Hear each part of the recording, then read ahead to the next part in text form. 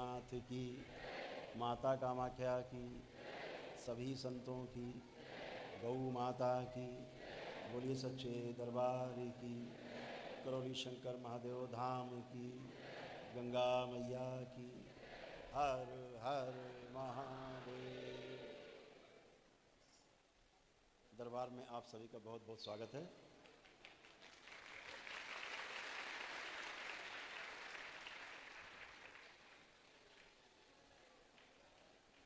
आज पूर्णिमा के इस पावन दिवस पर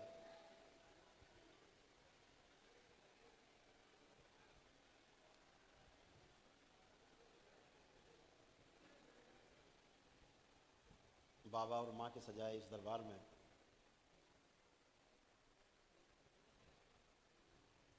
उस पहली सीढ़ी पर कदम रखने पर आप सभी का बहुत बहुत स्वागत है, जिसका आपको जन्मों से इंतजार है। मानव जीवन के कुछ लक्ष्य हैं,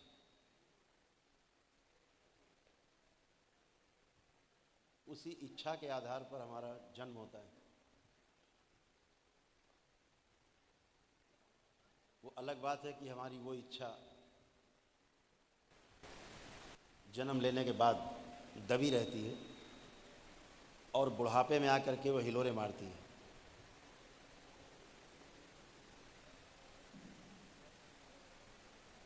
लगता सब कर लिया, अब ये भी कर लें जिसके लिए आए थे। दो रास्ते हैं,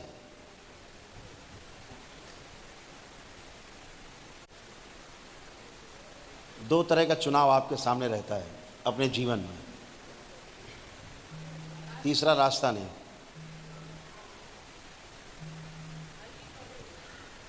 एक रास्ता है ऐसे ढाल पे आधा जीवन उतरना है और आधा जीवन ढाल से ऊपर चढ़ाई पे चढ़ना है, बच्चा कुचा जीवन। दूसरा रास्ता है पहला आधा जीवन यात्रा चढ़ाई करनी है, फिर बाकी का बच्चा जीवन आधा सरकना है नीचे।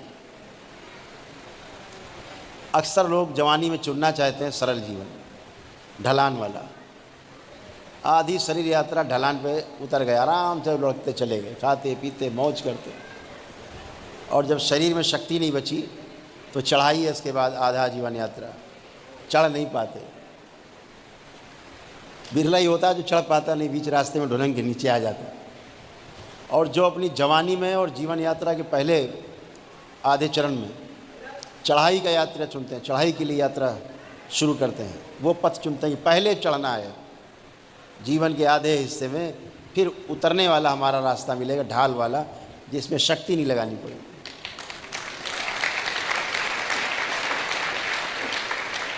यहाँ हम देख रहे हैं इसमें वही लोग ज़्यादा हैं जो चढ़ना चाहते हैं। भैया तमाम नौयुवक बच्चे बहुत भाग्यशाली हैं, इनमें दोनों तरह के लोग हैं, लेकिन वो ज़्यादा हैं जिन्होंने चढ़ने का रास्ता पहले चुना है, चढ़ाई का रास्ता पहले चुना।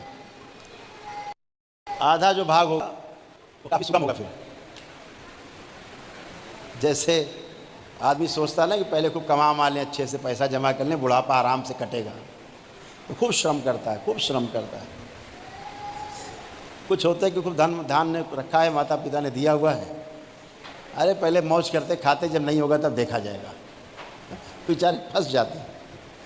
तो आप सब बहुत सौभाग्यशाली हैं, परम सौभाग्यशाली हैं, जिन्होंने अपनी जवानी में जीवन यात्रा आदि होने के पहले ही इस रास्ते को चुना है कि पहले चढ़ाई चढ़ेंगे, प्रयास करेंगे, सारा श्रम करेंगे, सारे उपक्रम करेंगे, सारे हम पराक्रम करेंगे और फिर हासिल करेंगे। उसके बाद ढलान वाले यात्रा पे आराम से चलेंगे।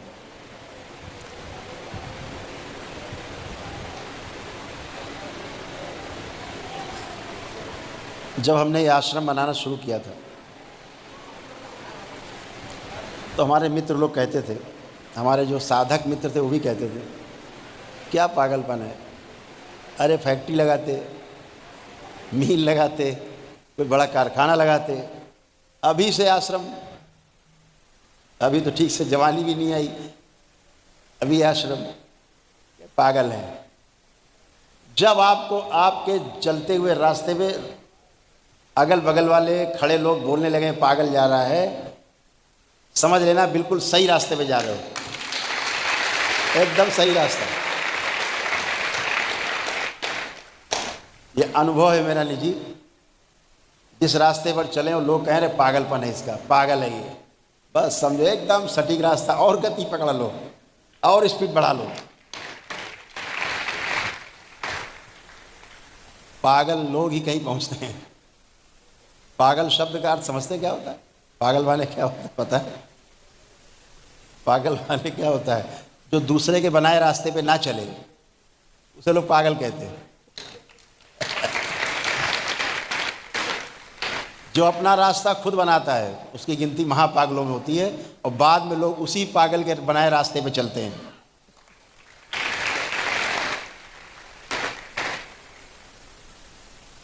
तो अद्भुत है, बहुत लोग बहुत कुछ कहते, हम भी सुनते रहते, बहुत आनंद आता है कि रास्ता बिल्कुल सही चल रहा है। जीवन में आकांक्षाएं, अभिलाषाएं, इच्छाएं बहुत हैं,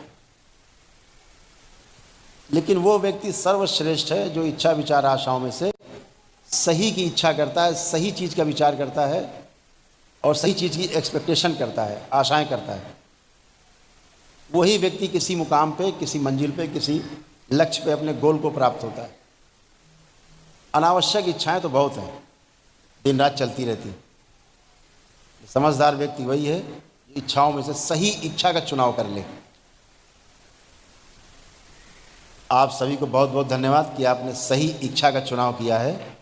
बाबा के शरण में आप हैं, सही इच्छा का चुनाव किया है। अब उसी के अनुसार विचार चलेंगे, उसी के अनुसार एक्सपेक्टेशन रहेंगी, उसी के अनुसार आपके परिणाम आएंगे, उसी के अनुसार आपको अनुभव होंगे, उसी के अनुसार लोग आपका अनुसरण करने वाले लोग तैयार होंगे और आप प्रमाणित हो जाएंगे। आपको अनुभव हुआ, लोगों को प्रमाण मिला, प्रमाण मिलते ही लोग आपको स्वीकार कर लेते हैं। जब तक प्रमाण नहीं मिलता, पिता भी पुत्र, जो पिता पुत्र का रिश्ता होता है ना, पुत्र पिता को स्वीकार नहीं करता। जब प्रमाण मिल जाता है पिता से, वाकई में मेरा संरक्षक है और वाकई में मेरा पिता है, वात्सल्य इसका मुझे पूरा मिलता है, मेरे रहने खाने का, मेरे जो प्रगति का, मेरे जो हमारे एक्सपेक्टेशन को पूरा करने में मेरा ये ध्यान रखता है, पिता का मतलब पालने वाला, तो विश्वास होता है कि वाकई में मेरा पिता।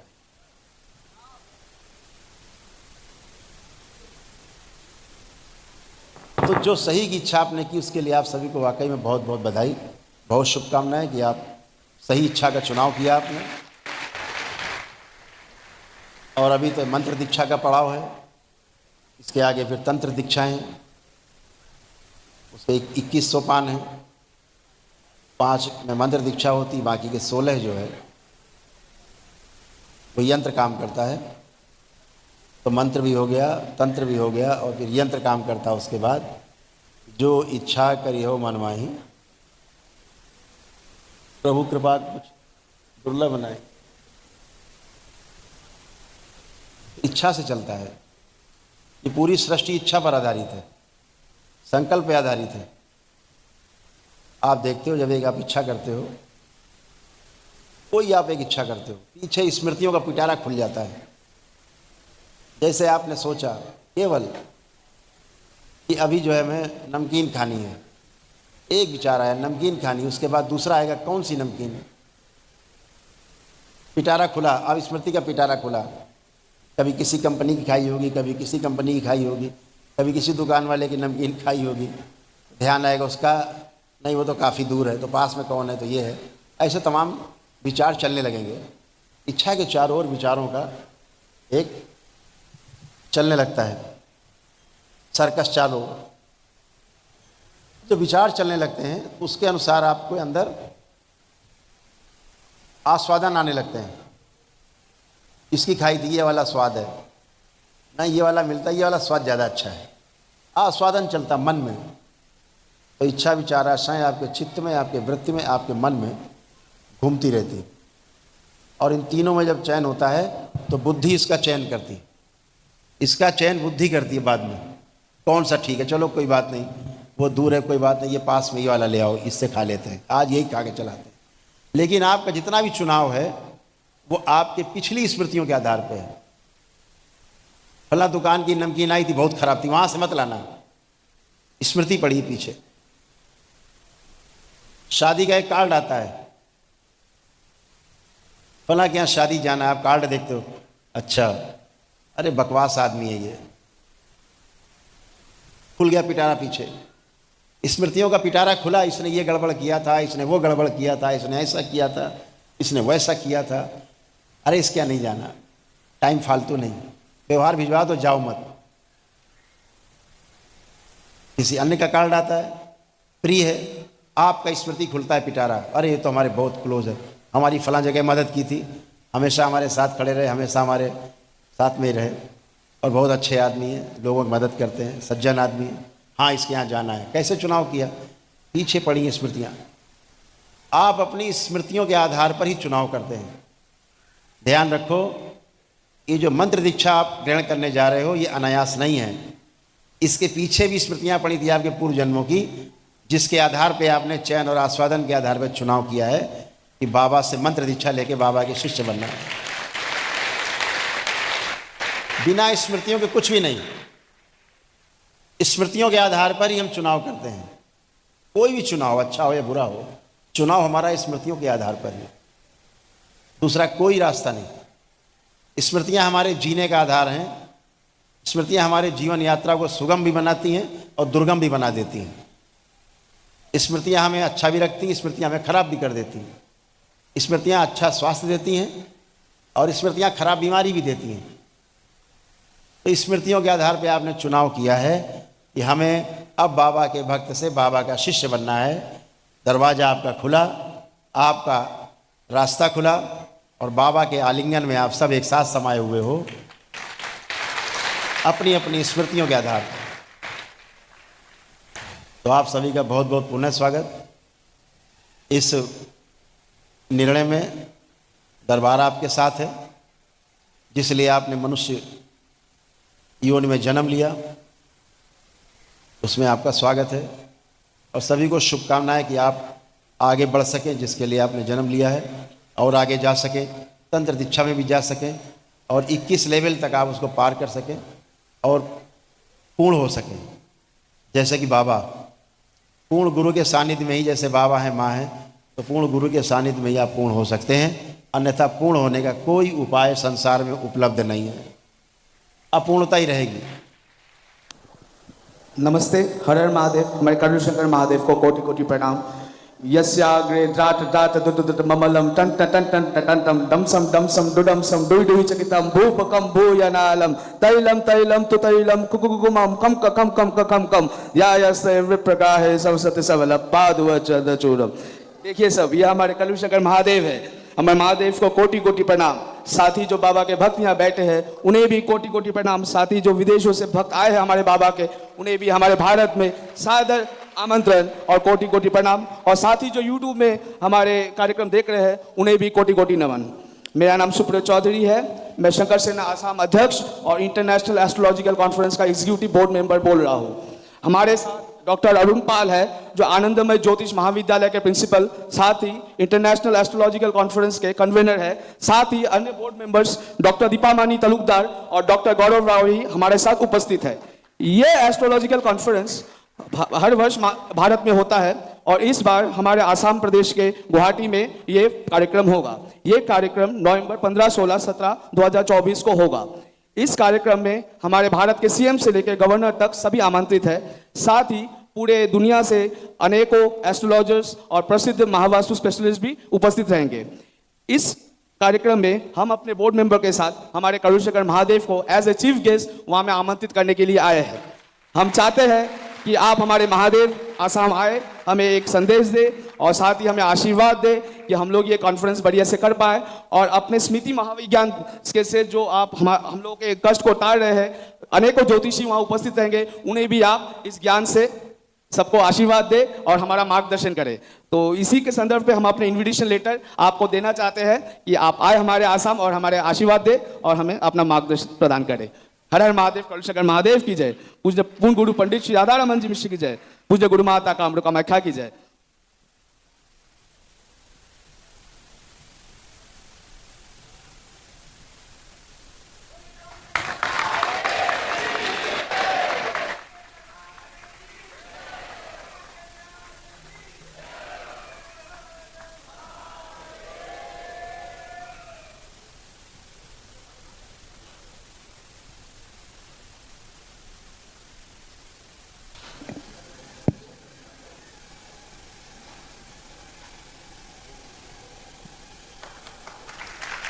बोलिए सदगुरुदेव भगवान की। हर हर महादेव। शंभु हरिहर।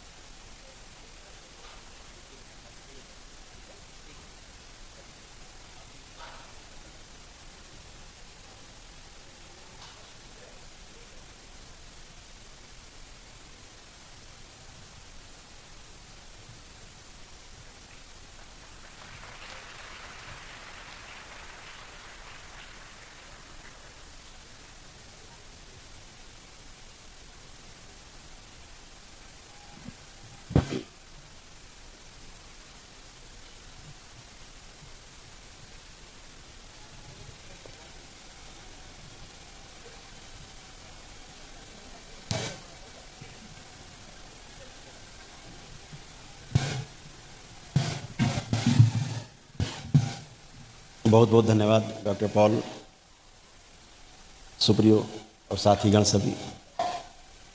दरबार आपके इस निमंत्रण को सहर्ष स्वीकार करता है और कोशिश करेंगे कि हम आपके इस सम्मेलन में जरूर आएँ। हम अपने आप को बहुत सौभाग्यशाली समझते हैं कि आपने हमें निमंत्रण दिया, इसके लिए आपको बहुत बहुत धन्यवाद।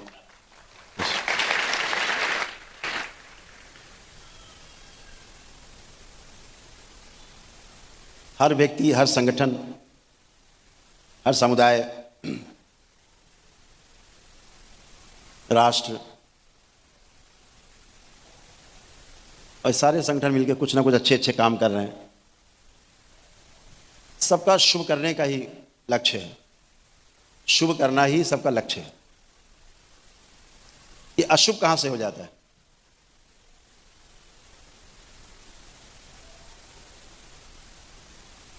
हर साल रावण मारा जाता है, ये पूरे साल रावण जिंदा कैसे रहता है?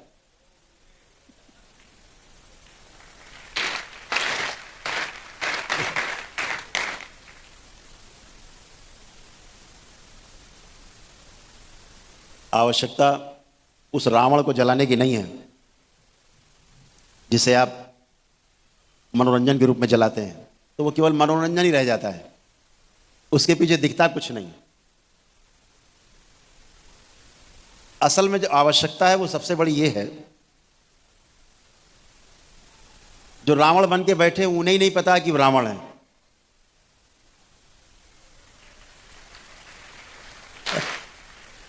उन्हें नहीं पता है, रावण को भी नहीं पता था कि वो रावण है। अगर ये पता होता कि इतनी बदनामी मिलेगी रावण को, तो सीता हरण ही नहीं करते बेचारे। वो सीता हरण नहीं करते। हर आदमी हर काम को अच्छा मान के करता है। ये मनुष्य जाति की सबसे बड़ी एक, कह लीजिए कि बीमारी कह लो, और चाहे उसकी आदत कह लो। चोर भी चोरी करता तो जस्टिफाई किए रहता है उसको। इसके यहाँ चोरी करेंगे, इसने सबका माल मारा है, बहुत इसने चूसा है लोगों को, इसी के यहाँ चोरी करते हैं, ऐसे जस्टिफाई किए हुए हैं कि ये आदमी डकैती डालता सबके यहाँ, इसके हम चोरी करेंगे, तो इसके यहाँ चोरी करना अपराध नहीं है। अपने अपने हिसाब से जस्टिफाई किए रहता है। ये जो जस्टिफिकेशन है कहाँ से आता है? ये परिस्थितियां नहीं है जो जस्टिफाई करता है आदमी, ये स्मृतियां हैं जिसके आधार पे आदमी अपने आप को जस्टिफाई किए रहता है। गलत को भी सही मान के गलत काम करता रहता है, जीवन भर गलत काम करता है और सही मान के करता है। ऐसा कोई आदमी नहीं मिला हमें आज तक जो गलत काम को गलत मान के करता रहा हो, कर ही नहीं सकता। गलत काम को सही मान के करना ये मनुष्य का स्वभाव बन गया है, जबकि मनुष्य का स्वभाव ये बिल्कुल भी नहीं है। मनुष्य का स्वभाव है सही को मानना, मान करके जांचना और जांच करके अपने आचरण में लाना। आ ही जाएगा आचरण में, जांचता है, असली स्वभाव तो ये है। लेकिन स्मृतियाँ उसको जांचने नहीं देती, स्मृतियाँ उनको सही का ज्ञान नहीं होने देती, फिर आदमी गलती करता रहता है। मेरे सामने कितने लोग रोज आते हैं, पति पत्नी झगड़ा करते हुए आते हैं, माता पिता बच्चों में तनाव देखते सामने रहते हैं, कैसे कैसे जीते हैं लोग, जी नहीं पाते। आप सब उन चीज़ों से निकल के आए हैं। जैसे ही स्मृतियाँ नष्ट होती हैं, आपसे अच्छा बच्चा कोई नहीं, आपसे अच्छा माता पिता कोई नहीं, आपसे अच्छा पति पत्नी कोई नहीं, तो सारी स्मृतियों के आदमी दास हैं। स्मृतियों के कारण ही हम, खराब स्मृतियों के कारण, जो खराब स्मृतियाँ हैं उनके कारण हम समस्या में ग्रस्त रहते हैं और उल्टे सीधे काम करते रहते हैं और गलत को सही मान के करते रहते हैं। जिस दिन ये स्मृतियाँ नष्ट होती हैं और आप होते हो सिर्फ, तो आप डिसीजन ले पाते हो कि नहीं ये सही है और ये गलत है। फिर आप सही का चुनाव करते हो और सही रास्ते पर चलते हो। जैसे आपने अपने को बाबा से मंत्र दीक्षा के लिए अपने को तैयार किया, सही की इच्छा का चुनाव किया, तो ये सही की इच्छा का चुनाव तब कर पाए आप जब गंदगी गई, स्मृतियाँ नष्ट हुई। जब तक वो नष्ट नहीं होती तब तक हम गलत को सही माने रहते। अरे चलो देखा जाएगा, अभी बहुत उम्र लंबी पड़ी है, ऐसे कर करके बहुत लोग समय काट देते हैं। बहुत ये भी देखा मैंने, इस देश के अंदर नहीं पूरी दुनिया में देखते हैं, अपने देश में कुछ ज़्यादा ही है। यहाँ लोगों को गुरु बनने का बड़ा शौक है, गुरु बनने का शौक बहुत ज़बरदस्त है, गुरु कहलाने का ही बहुत शौक है। शिष्य बनने नहीं चाहता कोई, और 90% शिष्य इसीलिए बनते हैं कि हमको गुरु बनना है। भैया आप पहले से ही गुरु हो, स्मृतियां हटाओ गंदी, आप गुरु हो ही, आप केंद्र में ही हो। जब तक स्मृतियां रहती हैं आप परिधि पर नाचते रहते हैं, बार बार परिधि पर नाचने वाला शिष्य है, केंद्र में पहुंच जाने वाला गुरु है। तो आप तो पहले से गुरु हो। गुरु बनना नहीं है, गुरु तो होना है। गुरु एक बार होना घटना है, गुरु बनता थोड़ा ना है कोई, ना गुरु बन सकता है कोई, ना गुरु बना सकता है। गुरु तो होता है, गुरु होना है, गुरु एक घटना है होना। गुरु बनने का कोई चांस नहीं है। जहाँ गुरु बनने का प्रयास किया फंसे, पता लगा शिष्य भी नहीं बचे। मैं बहुत देखता हूँ दरबार से 2-4 नाम आते रहते हैं, बिल्कुल दंड लेके बैठ रहा है, आजकल छड़ी लेके घुमा रहा है। अब कहते बहुत अच्छा कर रहा है, वो पहले ही गुरु बन गया है, तो बने बनाया गुरु था पहले से ही, उसको केवल नकल करनी। बहुत लोग करते दरबार की नकल, आप देखो तमाम यूट्यूब पे कैसे लोग नकल करते हैं दरबार की बहुत नकल करते हैं। मैं कहता हूँ चलो कुछ तो कर रहे हैं बेचारे लोग, वहाँ जाएंगे धक्के खाएंगे, फिर लगेगा गलत जगह आ गए, फिर सही जगह ढूंढेंगे, अच्छे कर्म होंगे तो बाबा का दरबार मिल जाएगा, उन्हें रास्ता मिल जाएगा। कम से कम ढूंढने में तो उसका यात्रा चालू रहेगी। तो हमेशा ध्यान रखो, अधगल बोलते क्या, अधजल गगरी चल कच जाए, अधूरा ज्ञान खतरे जान, बहुत खतरा है अधूरे ज्ञान में। तो जो अधूरा ज्ञान है न इस पार जाने देता वापस, न उस पार जाने देता वापस। चतुर लोग जो होते हैं आपका दुरुपयोग करते हैं और आनंद करते हैं, मजे करते हैं। बहुत लोग हैं, उनका दिन भर देखो यूट्यूब पे भाषण आ रहा है, उनका मुंह नहीं बंद हो रहा है, बोल रहे हैं मेरे 20 रोग हैं 25 रोग हैं, मरे जा रहे हैं, लेकिन मुंह नहीं बंद हो रहा है। जो मर्जी परोसे जा रहे हैं, बोले जा रहे हैं, बकर बकर बकर बकर दिन भर। भैया मुंह में काहे नहीं इनकी दिक्कत हुई आज तक? मुंह में दिक्कत नहीं होती, बाकी सब में दिक्कत है। हार्ट फेलियर है, किडनी फेलियर है, लीवर जा रहा है, पेंक्रियास जा रहा है, सब कुछ डैमेज हो रहा है, लेकिन बक बक बक बक बक बक नहीं बंद हो रही है, उल्टी किए जा रहे हैं और लोग ताली बजाए जा रहे हैं, क्योंकि ताली बजाने वाले खाली बैठे हैं, उनका काम ताली बजाना है। कुछ भी बोले। एक हम कथा सुनते थे, एक यहाँ जेके मंदिर है, वो जरा सी कोई बात बोलते थे, जरा सी एक लाइन बोले तो ऐसा ऐसा हुआ, राधे राधे राधे राधे राधे राधे, बीच बोले चिल्ला रहे लोग, फिर वहां गए राधे राधे राधे। नहीं भैया उनको बात तो करने दो यार, पूरी हर बात पे राधे। तो कुछ लोग है वो साथ में ढोल के साथ मजीरा बजता ना, बगैर मजीरा के ढोल भी काम नहीं आता, मजीरा चंग चंग चंग चंग चंग कैसे ही बज रहा है। एक सुनने जाते थे, उनका कोई बात करें तो हर चीज़ तकिया कलाम है। तकिया कलाम सुना है कैसे होता है? तकिया कलाम मालूम क्या होता है? नहीं, तकिया कलाम ऐसे होता है, हमारे एक मिलने वाले मित्र जो अक्सर आते थे तो उनकी हर बातचीत में होता था हम वहाँ गए थे, समझे मतलब है जो कि, फिर हमको मिल गए मतलब है जो कि, और फिर बात हुई चाय पिलाई, बड़ा मजा है मतलब है जो कि। तो उनका जो मतलब है जो कि जो है हर वाक्य में 2-3 बार आता था। तो हमने उनसे 1-2 बार टूका, अरे भैया ये जो मतलब है जो कि अगर हटा दो तो उसकी जगह और कुछ भी आ सकता है। तो बड़े बेचारे नाराज हो गए हमसे, बोले हम तो कुछ बोलते नहीं ऐसा। अच्छा, हमने कहा तो ठीक है, वो बेहोशी बोल रहे हैं, वो कह रहे हैं हम तो बोलते ही नहीं, बस बेहोशी बोले जा रहे हैं। तो मतलब है जो कि एक सज्जन आते थे, बोलते थे देखो हैं, हम वहाँ चले गए देखो हैं, वहाँ मिला बातें नहीं किया देखो। तो अब उनकी तरफ देखो, बार बार देखे क्या दिखा रहे हैं, लेकिन उनका बेहोशी बोल रहे हैं देखो। एक हमारे पड़ोस में एक बुआ रहती थी, क्या नाम था, राम श्री बुआ थी। तो महिलाओं से उनको बात करते, छोटे थे सुनते थे। तो कहती थी बहनी कहो हाँ हाँ। तो हम सोचते थे कि सामने वाला हाँ तो कर ही नहीं रहा, तो हर बातें बोलती थी, देखो काल तुम्हारा कुत्ता जो है हमारी चप्पल चुरा ले गया, कहो हाँ। हम सवेरे उठे, देखा चारपाई नीचे हमारी चप्पल नहीं थी, कहो हाँ। और फिर देखो झगड़ा हो जाएगा, कहो हाँ। तो कहो बेहोशी, एक बेहोशी होती, बेहोशी में ही बोले जा रहे हैं, कुछ ही बोले जा रहे हैं। तो ये लोग बेहोशी में बोल रहे हैं, शरीर के अंग प्रत्यंग खराब है, लेकिन बेहोशी में इतना लंबा लंबा बोले जा रहे हैं, इतना लंबा बोले जा रहे हैं, कथा किए जा रहे हैं पूरी, कुछ का कुछ बोले जा रहे हैं। यहाँ बोल रहे हैं केला खाना बहुत अच्छा, वहाँ बोल रहे हैं केला खाना बहुत खराब है, तीसरी जगह बता रहे हैं केले खाने से कैंसर हो जाते हैं। पता नहीं क्या कहना चाहते हैं, यही नहीं समझ में आ रहा कहना क्या चाहते हैं लोग, लेकिन कहे जा रहे हैं और लोग ताली बजाए जा रहे हैं, हाँ में हाँ मिलाए जा रहे हैं। तो हाँ में हाँ मिलाना भी जैसे पागल होता है ना, पागल, तो पागल के साथ पागल झगड़ा करे, या पागल के साथ बैठ के आदमी झूठ मूठ में खा रहा है, वो भी खा रहा है, वो परोस रहा है, वो खा रहा है कुछ नहीं, परोसे जा रहे हैं, वो खाए जा रहे हैं। तो ऐसे मिल करके ढोल के साथ ही डंडा, बगैर ढोल डंडे के बगैर बजता नहीं है, डंडा मतलब पीट पिटाई वो। तो बेहोशी में बोले जा रहे हैं लोग, बेहोशी में चले जा रहे हैं, सुने जा रहे हैं, जो किताबों में लिखा है रटे हुए हैं, बोले जा रहे हैं, बोले जा रहे हैं, बोले जा रहे हैं, थक नहीं रहे। और बेचारे जो सुन रहे हैं वो भी नहीं थक रहे हैं, विडम्बना तो ये भी है, वो भी नहीं थक रहे, क्योंकि सुनाए कौन, सुने कौन, परंपरा में होता आया ऐसा। तो प्रवचन होते हैं, प्रवचन जितने भी होते हैं, प्रवचन का मतलब यही है, जिस आदमी को अनुभव हुआ है जीवन में उसने अनुभव किया है, जब वो बात तो बोलता है तो उसको प्रवचन बोलते हैं। किसी व्यक्ति ने अपने जीवन में कोई अनुभव किया है, उस अनुभव की बात जब किसी को बोलता है तो उससे प्रवचन बोलते हैं। प्रवचन मतलब प्रमाणित वचन। प्रमाणित कैसे हुआ? उसके अनुभव से। किताब से पढ़ के बोल रहे हैं, वो सूचना है, अनुभव नहीं है, वो इन्फॉर्मेशन है, नॉलेज नहीं है। नॉलेज में, इन्फॉर्मेशन में बड़ा फ़र्क है, सूचना में और ज्ञान में फ़र्क है।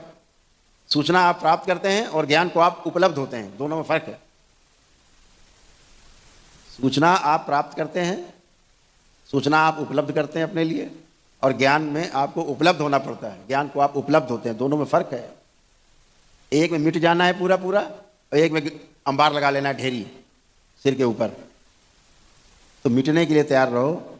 यह आपकी पहली सीढ़ी है। क्या मिटाना है? दो सबसे खतरनाक चीज़ें हैं जो मिटानी है, ये ध्यान रखो। दो चीज़ें सबसे खतरनाक हैं इस संसार में। कल हम बच्चों से चर्चा कर रहे थे। आपको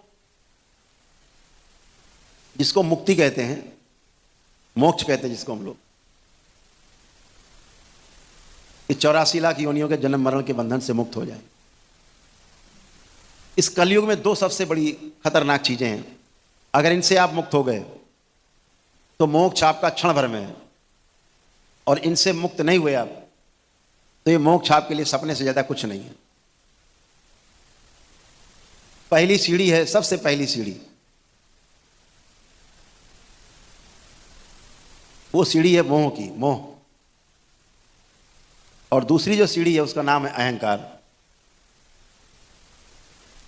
आज जब सीढ़ी चढ़ने लगते हैं ना, पहला कदम रखा मोह, चिपक गए, फेविक्विक जाम हो गए। दूसरा है अहंकार, फेविक्विक जाम, अब आप कहीं के नहीं बचे, अब वहीं हिलते डुलते रहिए। आप आंख बंद करके हिलते रहो, आपको लगेगा कि आप यात्रा कर रहे हो हवाई जहाज में। ये दो कदम शुरुआत की सीढ़ी में जो लगा है ना फेविकोल, वो फेविक्विक लगा है, फेविकोल नहीं है, फेविक्विक। मोह और अहंकार का कलयुग के सबसे बड़े दोष। इनसे मुक्ति कैसे पाया जाए?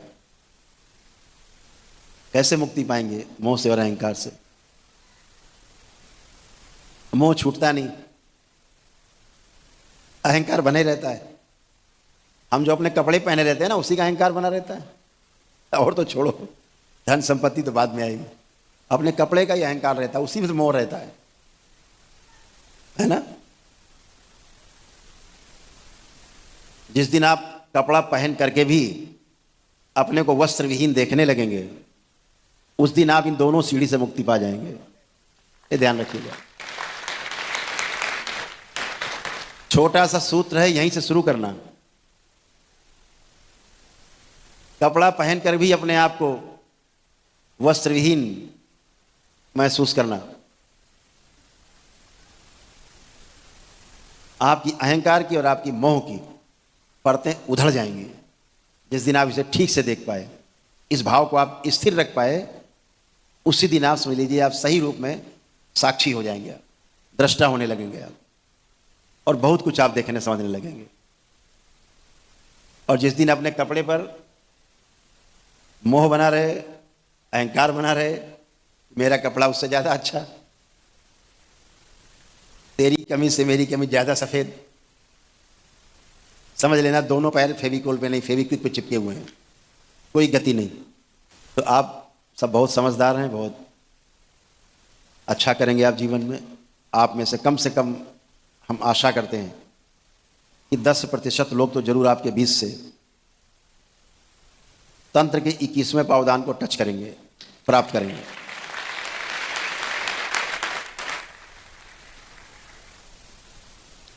सारा खेल दृष्टि का है, सब दृष्टि का खेल है। बोलते हैं बुजुर्ग लोग, जैसी दृष्टि वैसी सृष्टि। सारा खेल ही दृष्टि का है।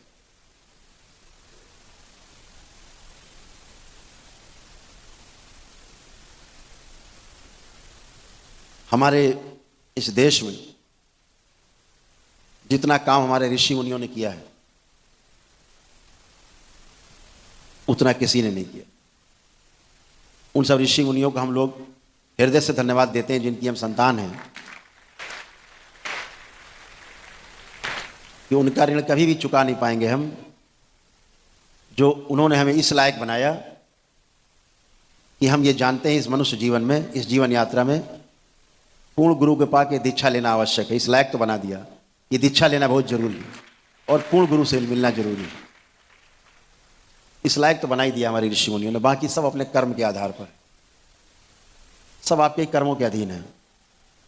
और मैं आशा करता हूं कि आप सभी बाबा माँ के बताए रास्ते पे चल के बहुत अच्छा कर पाएंगे, आगे बढ़ पाएंगे, अपने को, अपने परिवार को, अपने कुल का नाम रोशन कर पाएंगे, और सभी को अच्छे से आगे आने वाली पीढ़ियों को भी संदेश देके जाएंगे कि जैसे आपने जीवन को अपनाया, आचरण में वो भी लाएं। पिछली पीढ़ियाँ भी, जो अगली पीढ़ियाँ आएँ, पिछली पीढ़ियों का अनुसरण करें, और जैसे आपने अच्छा जीवन जिया है, वैसा आपके पीछे आने वाली पीढ़ियाँ भी जो हैं वो अच्छा जीवन जिएँ। और जिस लिए मानव जीवन प्राप्त हुआ है, मनुष्य यात्रा, मनुष्य शरीर की यात्रा शुरू हुई है, वो लक्ष्य को प्राप्त करें। ऐसी शुभकामनाएं आप सभी को हैं कि आप और आपका परिवार, आने वाली पीढ़ियाँ सभी स्वस्थ, सुखी और संपन्न हो और सही दिशा को प्राप्त हो।